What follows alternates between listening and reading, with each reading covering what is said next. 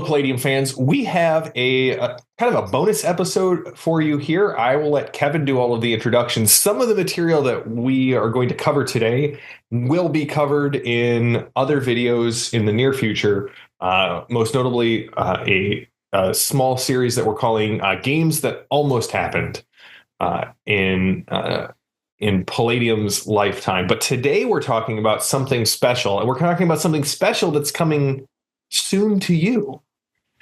But I'm not going to steal Kevin's thunder. I'm just going to set it up and let him knock it down. Kevin, do you want to do the introduction for today's video? Sure. So what we're going to talk about today is the Rifts lost video game, but it's not lost anymore. It's coming back. Rifts Promise of Power. Promise of Power. It was so back in 2004, actually it might have been 2003 that we started having conversations. The Nokia company had this great new product it was going to come out with. It was a new game platform and a phone called the NGage. And it was pretty awesome. It was cutting edge. It should have took the industry by storm. But in my personal opinion, I think it was not marketed properly. Nokia was big as a phone company at the time, mobile phones, and they wanted people to realize it's a phone, but they were advertising it as it's a phone that has games. And the problem was everyone said, well, my phone's got Tetris and snakes, and all phones have games. Who cares? Yeah. What it was really is it was basically a Game Boy that was also a phone. Yeah, you would slot actual game cartridges. Let me see if I can.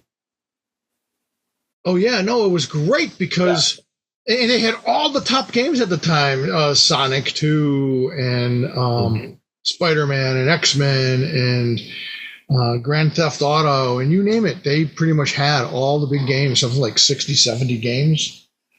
And it was this little thing. It was really designed really well. And one of the people there in Vancouver, a gentleman named Shane Neville, was a big Palladium fan. He cut his teeth on Turtles, like so many people. And he, of course, found Rifts at some point and fell in love with Rifts. And he reaches out to me and says, we got this secret project.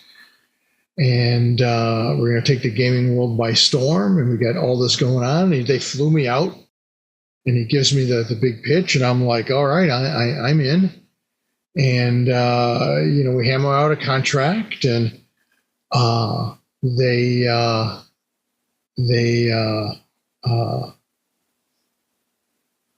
start working with it with Backbone Studio.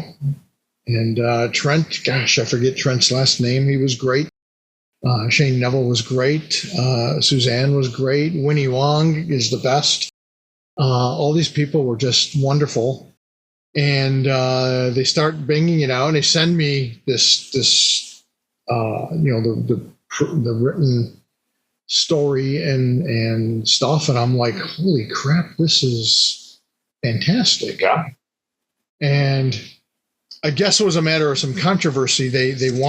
Shane wanted to fly me in to meet the team, but they were afraid to, because a lot of times when they meet the original creator, some creators are either full of themselves or expect it to be an exact reproduction of what they've created and don't understand that you have to make changes and tweaks and stuff.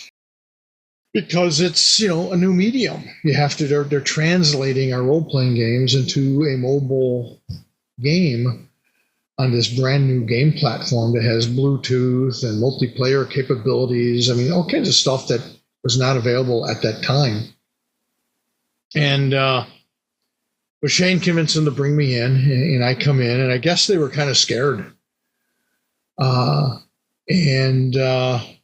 Me, I'm like a little kid in a toy shop. I'm like, oh, you're doing 3D renders? They're like, yeah, can I see them? And they're like showing them to me. And I'm like, oh, these are fantastic. Oh my God, you guys are incredible. And then they're showing me all the little sprites. And the sprites, I mean, they're sprites. So, I mean, I know what a sprite is going to look like. So I'm not surprised that they're kind of these little simple things. But they look great. And they took some liberties with a couple of things. They're big things. They wanted to change the glitter boy.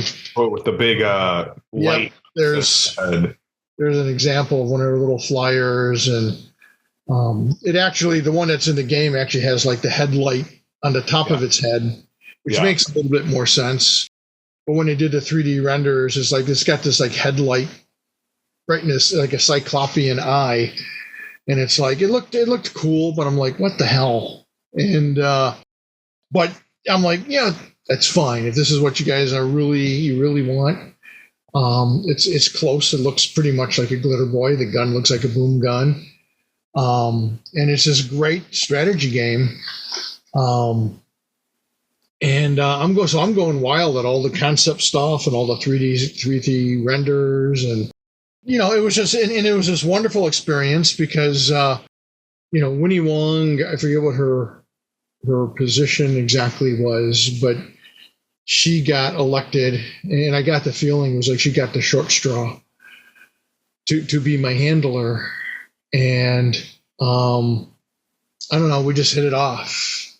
I think the fact that I was willing to try Korean cuisine was part of it because she's Korean, and they took us to a really great little mom and pop. Because I'm not a fancy guy. I think they're used to people going, well, yeah, let's eat at that 5-star restaurant. And it took me to this little hole in the wall mom and pop place with, in my experiences, those are the best. They're the best, yeah. And so I go there with her and her fiance, and we have a great conversation, a great time, great food. And then, she took me around. We went to some little park that was pretty neat, and some kind of tourist trap kind of place. And we talked for several hours, and it was kind of wild going to the Nokia facility because I didn't realize what a cutthroat business the cell phone business was. Oh yeah, especially at that time. And so we go in this whole big old building, and which was neat. And they take me up, and you get a visitor tag, and you write your name on it. And I noticed by the end of the day, I'm in the bathroom washing my hands, and I look up and I realize my tag is starting. The words "expired" is starting to appear on the tag. Apparently, it's like a time release thing, so that you couldn't come back tomorrow and say, "Hi, I'm supposed to be here," and it's like, nope. That was kind of wild. Shane explained to me how all the computers, even though we were on like the 8th or 10th or 11th floor or something up high, all the computers had to be turned so they were not facing out towards a window. And this is before drones. Yeah. Oh man, industrial espionage. Yeah, it was wild. Get some inspiration for your Ninjas and Super Spies game. But they were super loyal to Rifts. It's a great game. What happened was they put in the most time and invested some of the most money and time to create this beautiful representation of Rifts. They couldn't come up with a name, and I had read everything, and I'm like, what do you think of Rift's Promise of Power? And they're like, yeah, that's not bad. And that's what they ended up using. And then I could hardly wait. All of us were so excited for this game to come out. They took me on a part of their European PR tour, and that was fabulous too. I was in London, in Paris, and I forget the city in Italy I was in Madrid. And that was pretty wild. And I was with Shane Neville, who's a great travel partner. We had nothing but fun. We saw the Louvre in a day, which you kind of almost literally have to run through. That feels like a lot of art in a very short amount of time. The Louvre is awesome, man. And we also saw the Rodin exhibit where they were showing a bunch of his pencil drawings and watercolor Very cool. you rarely see, because he's, the famous sculptor. The thinker, right? Yeah. And among others. And Shane wasn't sure he wanted to go. And I said, look, you don't have to go just because I'm going. That's cool. I'm a big boy. I can go on my own. And he decided to come with me. And he was like, Gav, I'm so glad I came, because this was amazing. I never realized the full scope of his work, and his watercolors were awesome. And we just had a great time. While we were there, so every country that the NGage was being released in, and this is why I personally feel that the big blunder was the way they marketed it across most of the world, and certainly in the United States and Canada. We got word, or I should say they got word, but I was there, that the release of the NGage in Spain, where they marketed it as a game platform that's also a telephone, it outsold the brand new Xbox. Yeah. But the executives decided that was just a fluke. So, anyway, I'm sorry, go ahead. I was just saying that's painful. Yeah, it is, because it was a wonderful product. The people were wonderful. They had nothing but the best intentions to really do some cool things. And they had a lot of really great creative people there. And so the game gets released, I want to say October, November of 2005. And a short time later, it's announced that they will no longer support the NGage. Yeah, by the time it came out originally, I could not find it. Like this was a present that I got 1 year with my NGage, so I could play through it. And I don't know if you can see on the it's got your signature right there across the bottom of this. Yeah, they had me sign like 500 of those things. Yeah. So, and it was great. I mean, the game was rated. I mean, all these magazines rated, reviewed and rated the game, and it was always in the 90s, the 90 percentile. Yeah, it's great. And it is great. The handful of people I know who actually played the game, they go crazy over it, and they've loved it. And it's just this beautiful game that the world has never seen.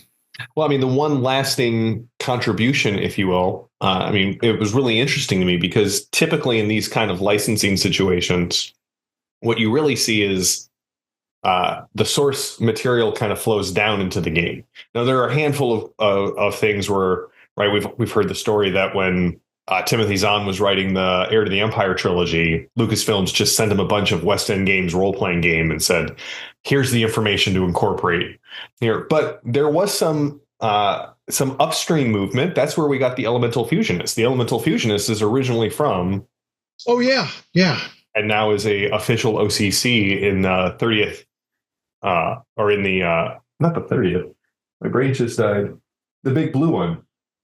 Like Ultimate Rifts. That's what I'm thinking. Ultimate Edition. Yeah, and the art's by one of the artists from that were working on the video game. But now, like, you guys get to announce that this gem that only a few people have experienced, probably numbered in, high hundreds, maybe thousands, compared to the Rifts role-playing game, which has been enjoyed by hundreds of thousands, if not millions of people. This game's coming back. Yes, it is. And that's what this video is really sort of about. Sean Owen Robertson, my business partner and creative director, he went to school for video game design, and he's applying those skills and things to see that Rift's Promise of Power is being remastered, redone for personal computers. Awesome. It'll use the Unity platform and our Kickstarter, if it hasn't started by the time you're seeing this, I shouldn't. Sorry, I'm so used to saying Kickstarter. Our crowdfunder on BackerKit is either going to be starting soon or is happening now. Yes, we'll have a link. We'll have a link in the show notes. If it's live, you can follow it to go jump on and pledge. And if it's not live, you can follow it to sign up to be notified when it is live. Yep, and you get a free extra art print if you do that. Awesome. When it comes out. And I don't know if there's going to be other bonuses and advantages to having followed it before it comes out. I think there are. I'm not. That's a little more out of my wheelhouse. I'm just a writer, publisher, game designer, folks. I'm not really a video game high-tech guy. I'm not a Luddite, but I'm just a step or two above. But I'm a Luddite by choice, so it's going to be amazing. Yeah. We're working with another company that can redo all the coding.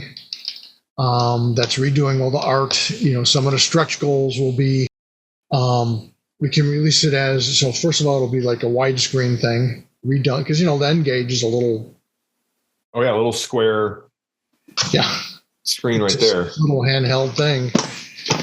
And so the sprites are really simple, and, it's like a square type image, and we're going to be expanding it out.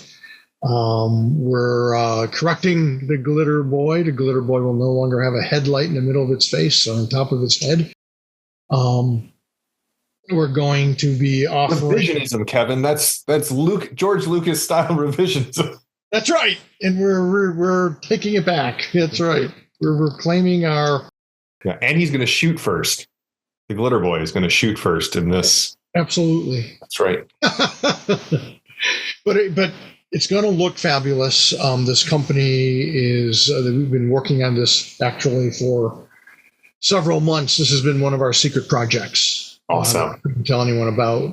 Sean's been plotting it and lining it up and getting everything done for months and months and months. It's going to look fantastic. One of the stretch goals will be to take the sprites to a new level of sprite-dom, so that it's more finished and cooler looking. And then another stretch goal will be to take it to super high resolution where the art looks pretty kick-ass. But the core of the story is going to remain the same because that story is fantastic. Oh, yeah. No, in fact, it's funny. Sean had never played it. He's one of those guys that always heard about it. Yeah. Always wanted to find it. Couldn't find one. And, I have one or two of the actual game left, the cartridge that you have. Yeah. And I have one or two of these left because they gave me a bunch. And Sean's playing it right now, and all I keep hearing from him is, "Oh my God, Kev, this game is great. It really feels like Rifts. And there's a couple little things that I might change in the future if we do add-ons, new adventures, but the game is great. It feels like Rifts. It plays like Rifts, even though it has to play differently. It's a video game." He goes, "It really captures the feel of Rifts. The stories are great." And I'm like, "Yes, I know." Yeah.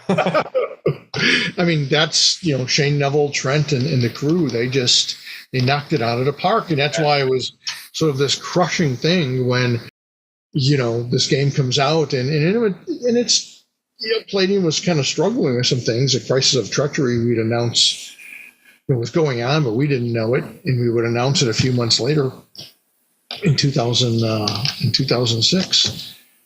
But it's like, this could have saved us. This could have been huge. Plus, it's fun as hell. Nothing. And so when Sean learned about it, he said, "Kev, I know how to bring it back. I can bring back the Lost Rifts video game." And I'm like, okay.